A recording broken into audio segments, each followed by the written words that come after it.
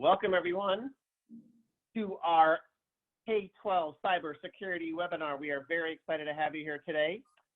Myself and my special guest, Steve Tallent, Chief Revenue Officer from Highwire Networks, are here to talk to you guys about the scary topic of school cybersecurity. So we're going to get started in about 1 minute. We're glad to have you all today, and hopefully we can use the chat function in the webinar. If you have any questions as we go through this, we want to make this as open and as conversational as possible. We have a lot of great information to cover today, but really kind of the heart of this whole thing talks about just why, right? So we'll get started in about 30 seconds, and we look forward to a great conversation.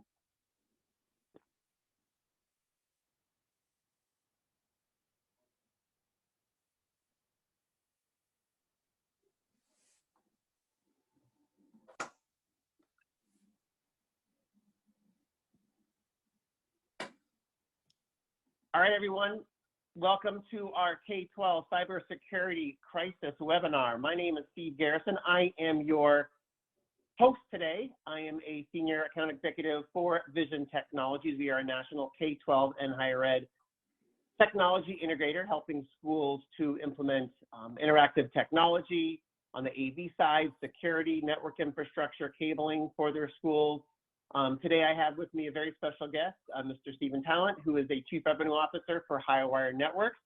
And they are our cybersecurity partner as we go through working with K-12, and we see a huge need for this.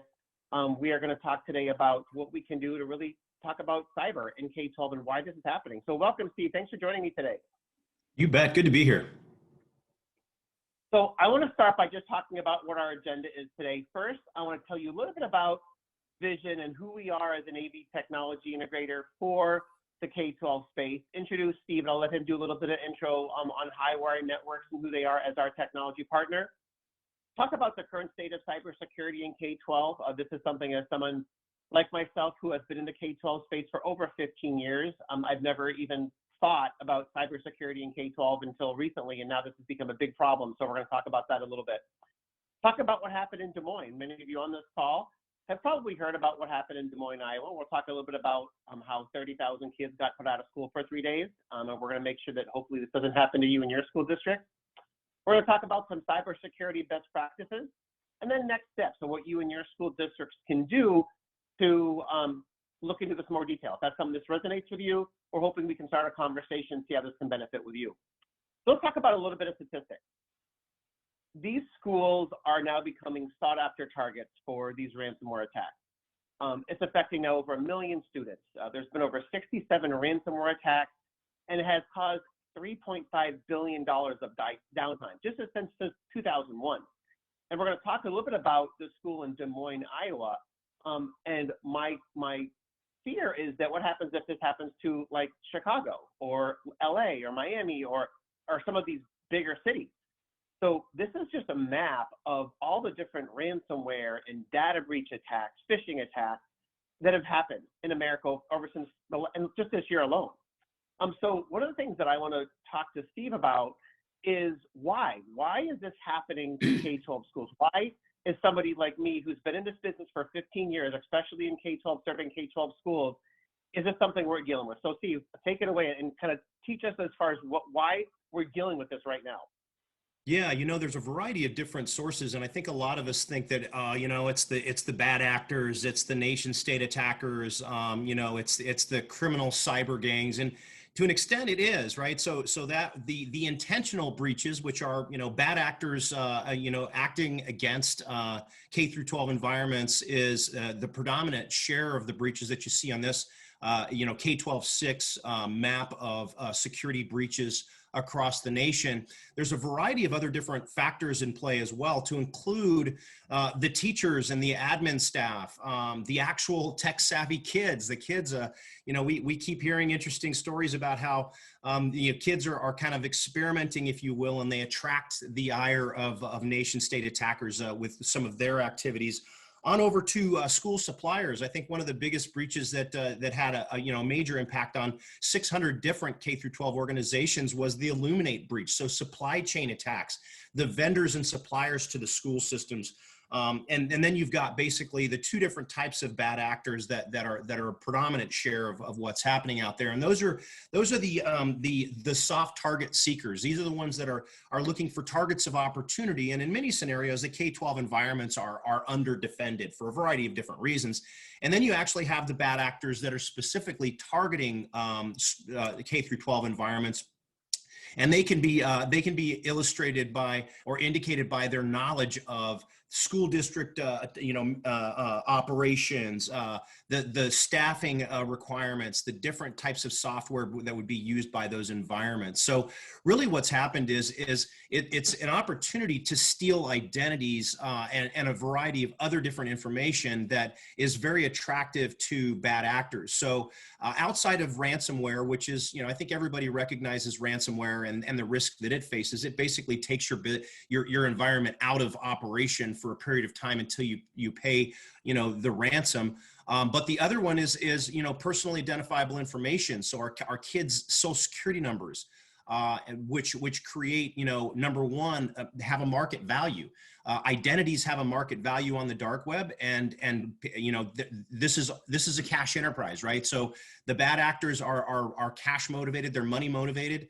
And that's where you see a lot of this stuff occurring today around PII being stolen, social security numbers, on through to different areas of, bullying reports, just a variety of different information that can be used against our kids moving forward. And it really, it boils down to, it's not an easy environment to secure. You've got so many different angles of attack. You've got a large attack surface, and with more IoT being added into the K-12 environments, it's only exacerbating the size of the attack surface and the opportunity for the bad actors. Well, and Steve, I've been seeing this around the country with my schools who talk to me that, A, they don't have the staff, the resources, or the expertise, frankly, to deal with this kind of really high level technology attack on their school, right? They have a person to watch the security cameras, right, and extrapolate that data and get it to the right people. But this is a whole new level of expertise that schools just don't have the resources for. So let's talk a little bit about what happened in Des Moines, since that is a state away from me and something that affected such a huge population of students. And talk a bit about what happened there and what were some of the reasons that these bad actors kind of infiltrated the school. Yeah. I mean, this one was a big one, right? Where 71 buildings, including 63 schools and a virtual secondary school, were taken offline by the impact. So, over 2 days, 30,000 students were out of school. So, this has created sort of an existential crisis for the school environment. And the question is, how do you deal with it? How do you pay the ransom? Statistics indicate that 80% of those that pay the ransom are hit again. So paying the ransom doesn't mean that the bad actors are like, okay, you guys are good, thanks, we got our money out of you. It indicates that you're actually going to pay, and so you become a target again. So this was a big one, and Steve, you mentioned the challenge in finding cybersecurity operators. There's a negative unemployment rate in cybersecurity, so it's not just a problem for the K through 12 environments to find these operators. Industry-wide, it's a challenge. So 0% unemployment rate, negative unemployment rate amongst cybersecurity operators, and just not enough people being created to fill these roles. But yeah, the Des Moines breach was a glaring example of where ransomware can have a major impact. And literally, the incept of that was, originated on an endpoint, and then propagated laterally within the organization as a result of the device being inside the firewall. And so, that creates a huge challenge to get on top of the problem and stop the expansion of ransomware within the environment, because really what this stuff is designed to do is before it even encrypts the hard drives of the devices that it infects, it broadens its reach across the entire network. So it's basically looking to create a stranglehold on the environment on a large scale, as opposed to just infecting one machine and then making that person pay the ransom. The goal, and we see this with healthcare as well, where, you know, basically the ransomware, the malware basically propagates, you know, east west within the environment, and then infects multiple different machines and seeks to expand privileged access to different areas of the attack surface. So what they're trying to do as well is get into the more sensitive areas of the network. So the payroll servers, the accounting servers, the crown jewels, if you will, the most important components within the environment, so that they really have a powerful hold over the organization, so that when they do exact the ransomware payment, you know, they're going to be more prone to get their money. The problem is we're also seeing a dual fold sort of attack where it's a double jeopardy kind of scenario where not only do you need to pay this ransomware, but the clock is ticking. And as you try to figure out what to do internally, can I recover from backups? You know, can I just, you know, what's the impact? The price goes up, right, of the ransomware. And then they also lever the fact that, you know, in many scenarios, they're extracting data or pulling data out of the environment, and then they will threaten to post that information to the web if you don't pay. So it's just a really nasty capital enterprise that we don't see diminishing, because it's too financially you know, rich for the bad actors for them to really change their operation based on being good people. We can pretty much attribute the fact that these people don't care about, you know, the things that we, from a morality perspective, what we're doing. So we don't see a real change in that. So there's some things that can be done here. And Steve, I don't know if you want to jump into this right now or not, but yeah, you know, so it really seems to me that there's two things that schools need to be concerned about. One is trying to stop them completely from either entering, right, their iron curtain, but then when they're in, how do we mitigate it, right? How do we minimize the damage, and how do we not have them, you know, in our behind our wall, right, for, you know, weeks, days, months, right, to infiltrate our technology? So it seems like there's two different things in play, is how to stop it and how to mitigate it, right? Right. And you know, it's one of those things where, you know, as a security practitioner, it's like, oh, you need to go do all these things, right? In the real world, this is a phased approach. This is a stepped approach to improving security operations. You know, literally 32 million records and 2,700 data breaches have occurred since 2005. And, you know, with data breach notification coming on, where K through 12 organizations are going to need to notify the public that they've been breached, we think that there's going to drive even more focus on finding ways to go through this risk reduction process within organizations. So, you know, I like the way K-12 6 has done this. You know, they're basically leveraging sort of a CIS-esque sort of approach to a stepped process of reducing risk. So what you see here is basically that the 1.0, 2.0, 3.0, 4.0 stepped process of improving security posture within the K through 12 environment. The step one is the basics, right? It's implementing a firewall that actually can sanitize the network. So sanitizing the network is, you know, is ensuring that malicious traffic is not flowing in and out of the first line of defense for schools, which is that firewall and, you know, environment, the connections to the internet. The other aspects that we see is segmentation of that internal network. What we saw in Des Moines was it was a flat network. That meant that an infected machine in one building was able to infect all the other machines in the other buildings because there was no separation of what the different areas of the school. So what you had was a massive a sort of conflagration of ransomware within the environment, where segmentation would have mitigated much of the spread, right? So segmenting the network internally can be done a variety of different ways. You know, the firewalls actually can manage the switching and access point environments to segment networks and not allow for the lateral migration of malware and ransomware inside the network. But the other aspect is email security. It's absolutely one of the most fundamental aspects, is that firewall segmenting the network and then providing, you know, email security that can stop much of 98% of the stuff that's coming in is coming in through email. And so we're answering emails that are, you know, used to be kind of obvious, you know, like the misspellings and the bad grammar and stuff. Now it's not anything like that. It's like, this is Illuminate calling, you know, it's sending you an email to go click a link to update your, you know, your desktop application. and it's a supply chain attack. So email security is critically important for that phase one.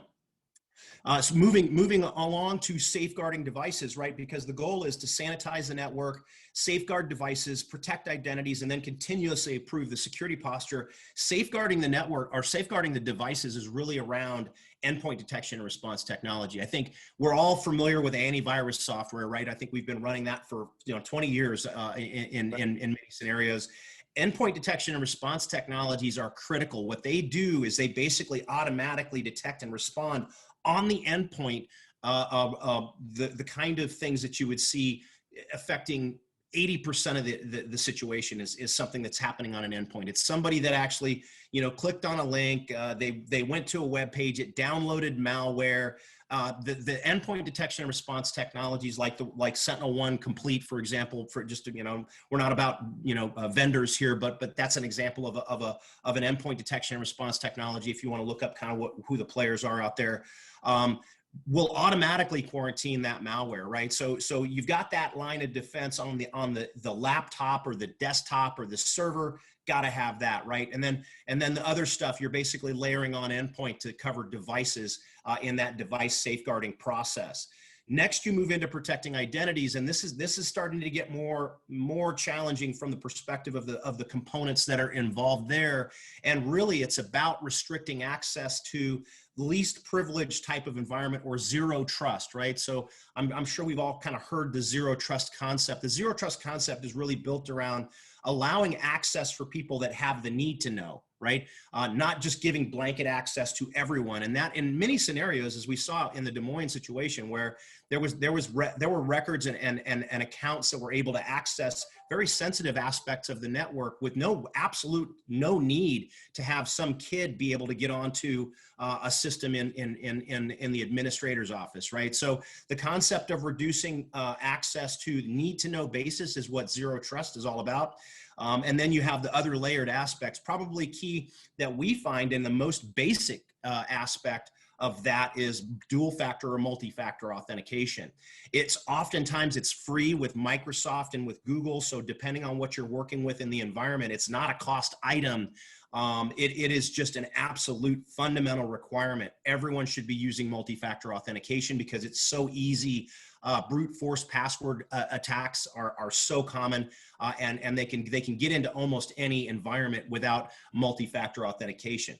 Now, multi-factor authentication is not a silver bullet, but it is a critical step in keeping the wrong kind of people from accessing things within the network. The other aspect is password managers, another freeware capability where you don't have to go spend money on this, but RoboForm, LastPass, there's a variety of different password managers that allow for the creation of a complex password that is remembered on the endpoint, and authentication is required to get into that password manager, making it very hard to crack. But you're not dealing with, my two dogs' names plus the date, or password ABC. And we find that folks are challenged to remember passwords to different systems. So they create the same password for a lot of different systems.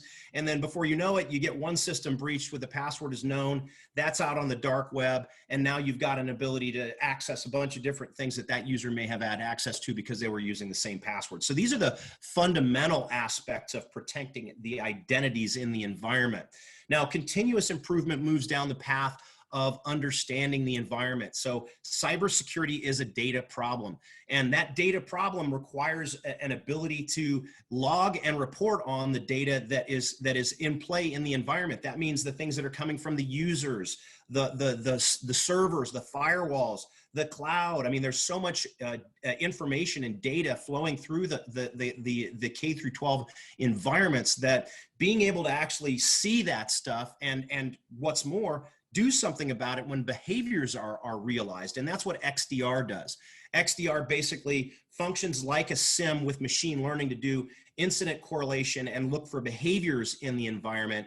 And that is really sort of the mother lode of being able to see stuff and do things about it in a rapid fashion. So XDR is starting to become more and more relevant. We're seeing more K-12 environments adopting XDR in lieu of SIM, because SIM has been around for a while. And so some organizations have budgeted for SIM because they have to report, right, for compliance purposes, for SIPA and whatnot, where XDR actually is taking that, that environment, that information and logging and reporting capability and adding the ability to search it for behaviors at machine speeds. So that, combined with all the other things that we mentioned, to include an incident response plan, critically important. Have a plan for when things go sideways, because regardless, go back one slide real quick if you would. I'm sorry. So having a an incident response plan when things happen. All of these things, there is no silver bullet to security. Steve and I are not here to tell you that if you do all these things that nothing bad will happen. You can have people walking in a thumb drive and you can have kids that absolutely will do everything they can to increase the risk of the K-12 environment. So, but the fact of the matter is having a plan for when things happen, that you're in good shape. Security awareness training, another very cost-effective, not an expensive aspect to that, but security awareness training is where we see the school administrators and the teachers are a part of the problem there, right? Where they need to be better educated about risk. And cybersecurity, risk that is associated to operating in a digitally connected type of environment. Patch management, updating the operating systems and ensuring that they've got the proper patches. Vulnerability assessment to understand where your risk is. These are all things that are a part of the continuous improvement, or the 4.0 phase of what K-12 6 essentials really indicate. Well, and it's not just about either hiring a person or having a background system do all of this. There's a whole element of best practices, right, that have to be adhered to, monitored, holding people accountable, whatever, that are part of this, right? So you can have the best system in the world, but if you have a teacher who props open a door to get fresh air and that person walks right in the door, that kind of defeats the whole purpose of spending the money on, right, a security plan. So, how when I go around the country talking to schools about their security plan, I've often talked to them about, yes, you need, cameras with better AI to give you better information, right? License plate detection, whatever. You need a proper network infrastructure. So when I'm in the stairwell calling for help, I can talk to my mom, or I can call the police, and I have internet access and cellular and Wi-Fi everywhere. I have proper PA system with strobe lights and that can be loud enough to go over the students in the hallway. And now this would be like the fourth leg of the four-legged stool, right, of a proper security plan. And having that four-legged stool requires someone to sit on the stool. Well, that part where your butt goes is the best practices, is the training, is the internal awareness of the teachers, of the admin staff to be aware of these things, right? And not to prop open a big rock by the door to keep a door open, right? But also to not open the emails that have the bad spelling and those kinds of things. So one of the things that I get a lot is, okay, if I don't need, as a school district, because my budgets are tight and I don't have a huge capital expense budget to hire someone to do this, is there something that can kind of run in the background where I can kind of do these things and kind of just see it done? And maybe I get alerts as an administrator of things I need to do or actions I need to take, but without having to spend, $90,000 on a body to monitor all this. Yeah, that's the key, right? Is all of those things that you saw in the phased risk reduction sort of approach are indicating technologies that would be leveraged in that process, and that can be capital intensive, right? So 80% of businesses today are actually outsourcing some or all of their cybersecurity to a security service provider that converts the capital expense of cybersecurity technology investment, people, process, and technology, and converts that into an operational expense. And we see K-12 organizations moving in this direction as well, because the recognition is that throwing a vendor at the problem just has not worked, right? I think that K-12 has gone out and worked to buy best-in-class security technologies for different areas, but without the people and the actual process of watching the environment, of responding when something happens and taking action in a proactive manner, that is a challenge that the technology does not remedy. What does remedy that is an operational expense type of security service that covers different areas of that risk reduction process, right? So what you'll see with us, and Steve, you've been a partner for years, so you've seen this thing, this image, over and over again. We've been in business for 23 years in, all North America, American operations.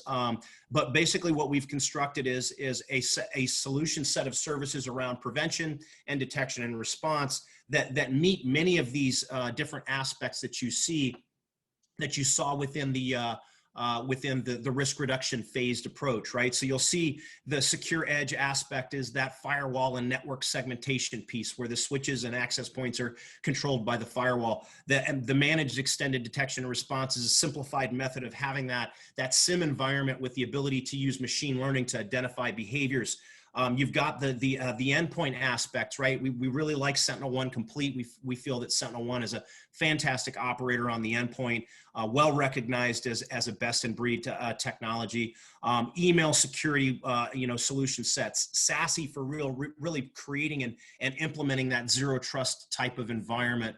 So really, again, it's one of these things where it can be overwhelming to try to go reduce risk. So it really is a phased approach, right? You kind of got to look at where you're at on that scale of 1 through 4, how much of these things have we done? And then we need to start looking at, moving towards a higher level of operational maturity around security capabilities. And basically we can, and Vision Tech can support that process by converting these technologies into a monthly fee, very cost effective and designed for the organization to be able to continue to do what it does on a daily basis, educating our kids, right, and not having to become cybersecurity experts.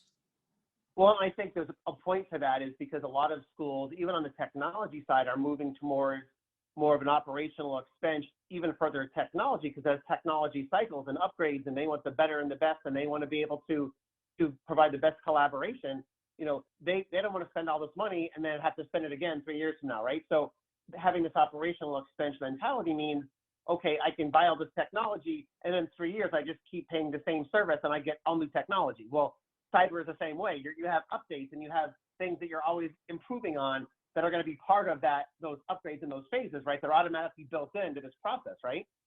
Yeah, absolutely. Yeah, so that's the way we look at it is cybersecurity technologies can change over a 3-year period of time, and we've seen so much change happen in the space in even shorter periods of time.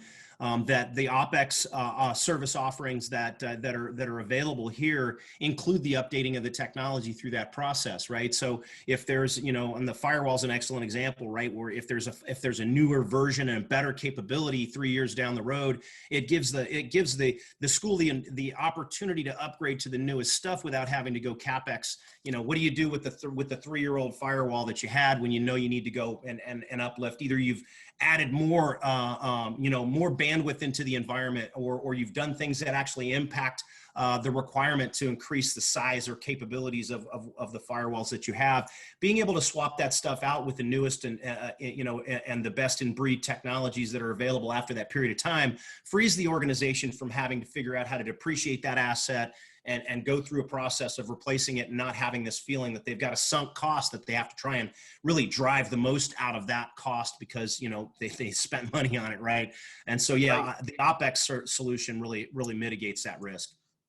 Well, I think schools are being more mindful of this, right? They're understanding that so many things now require this large capital expenditure. In some cases, having to go to the town vote, right? Every 6 months, and you have to vote on it, and it has to get approved by the town, and for these large, capital expenditures. Well, so many of these schools are now being more mindful of the fact that if they can change that to an operational expense conversation, well, they lease their buses and they lease their copy machines, and well, now they need to be more aware that they can lease this type of technology, right, and put it more of an operational budget. So it's a much easier conversation when they have it with their COO or their head of school who are asking for, how much is this going to cost? Well, guess what? It's X amount per month or X amount per year versus I need $300,000, tomorrow.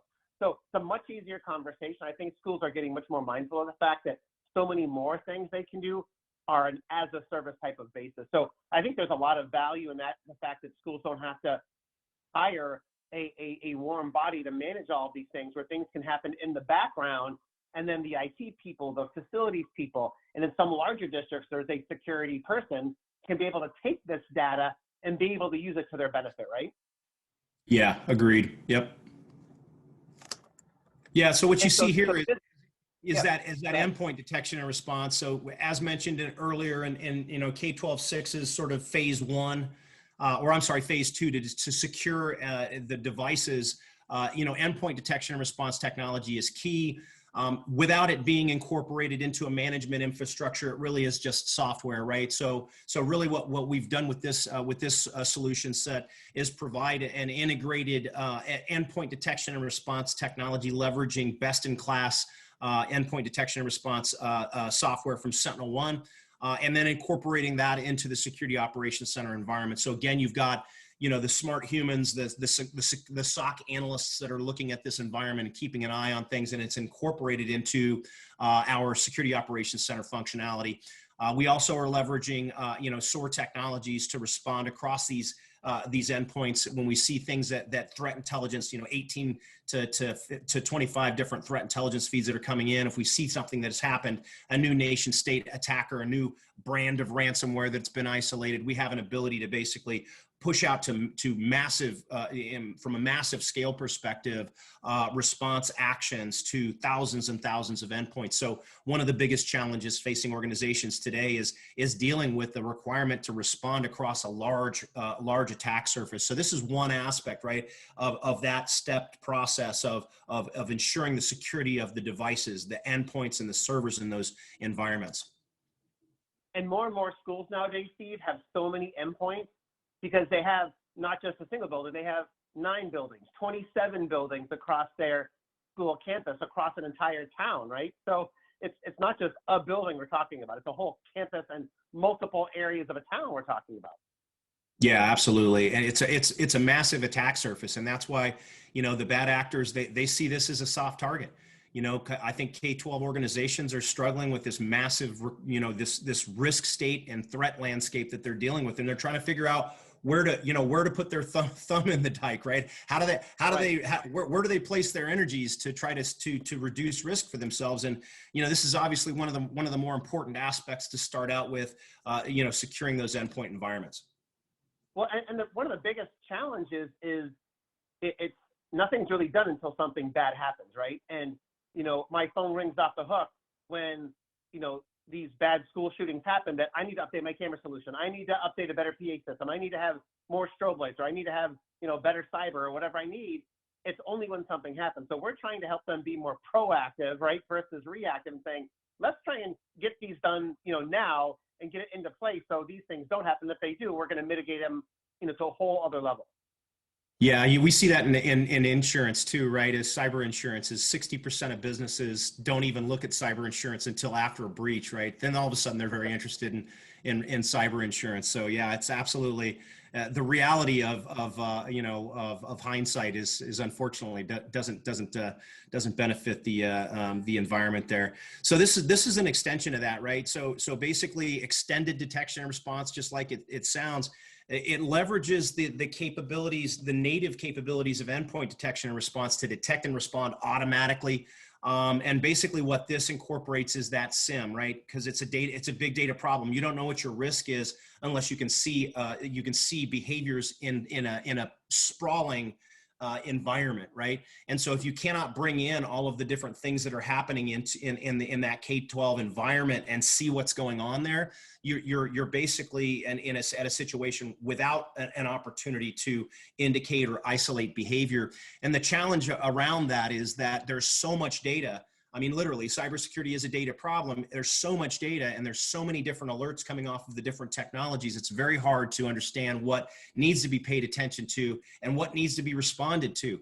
And so what Managed XDR does is incorporate that data lake kind of concept of bringing in the different data coming off of the different assets in the environment, the endpoints, the firewalls, everything else in the K-12 environment, and then looking for behaviors across all of that. Because really, signatures-based systems and whatnot have proven to not be effective at stopping bad actors.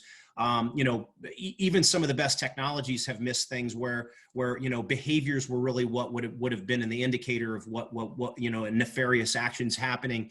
And really what XDR does is leverage that data lake capability of bringing in all that data and then using machine learning to look for behaviors across it.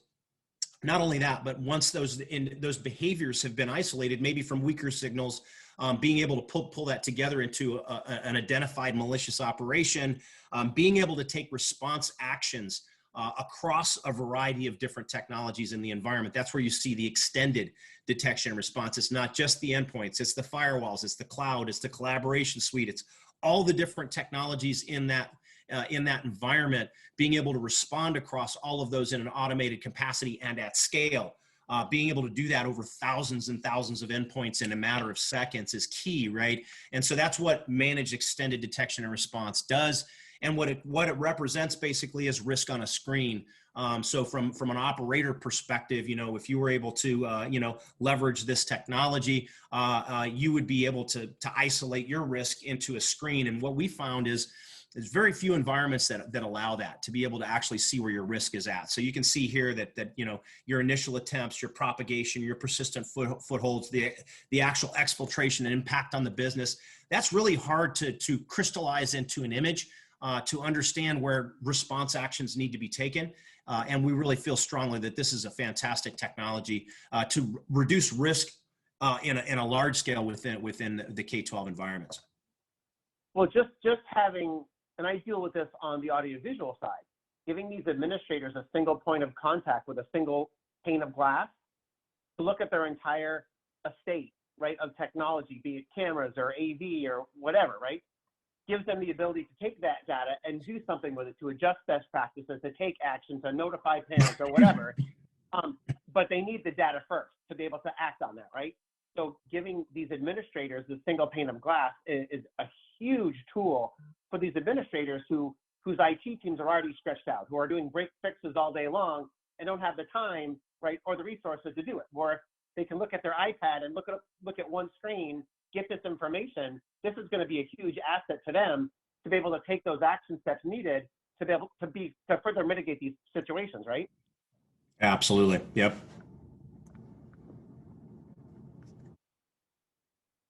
So this basically Some some of these areas that we're seeing on the screen are really areas that these administrators, whether it's the IT team, facilities, need to be aware of. And if you want to talk more about that, Steve, I think these are the areas right now that they need to really focus on from an administration standpoint, don't you think? These are the benefits of a managed OpEx type of security service. Really, it's having the around the clock people, process, and technology, the best in breed, best in class technology solutions that are out there, and then having a predictable expense. I think one of the key challenges to cybersecurity is that, if you do it in a CapEx fashion, you have no idea what your costs are going to be over time. It can be like, hey, look, well, you need to update this, or you need to buy one of these things, or here's another point solution to fix this problem over here. And really what this security service capability does is turn that capital expense, that variable expense, the time and materials and everything else that could be associated to a capital intensive type of approach, and convert that into an operational expense where you know what your cost is going to be over time. I think that's a critical component to this, because then you can plan for it, right? The continuous compliance aspect is key, because things change, and being able to continue to maintain compliance around SIPA and the other aspects of compliance that may be in PCI may be involved as well. I mean, varying different types of things. And then the other aspect is being able to illustrate what you are actually spending your money on. So the reporting and the dashboard aspects are key to understand that and be able to illustrate that. Data sovereignty, all this stuff is sitting, in the United States. It's not going overseas. So, all core components to this. This is a lot of stuff, right? So yeah, we've went over a lot of stuff today, Steve. I really, really appreciate you taking the time out of your day to kind of have a really authentic conversation about, why we're dealing with this. Like, why is this such a big deal? And some of the resources that these schools have to help them, and they don't have to spend, you know, $200,000, you know, on their capital budget. They can have a system running in the background and then give them a single pane of glass to be able to take this data and then take action from that data, right?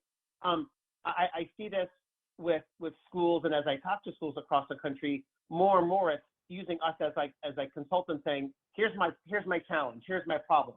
It's better AV in the classroom. It is, you know, hybrid learning. My kids are away at school and COVID's killed us, and everything's got to be distance learning. Or you know, this school shooting happened, you know, 5 states away, and we need better cameras. Or now with this thing happening in Des Moines, I need to figure out what I need to do with my school to protect my kids, to protect my information, so my staff can teach and students can learn without having to deal with this stuff, right?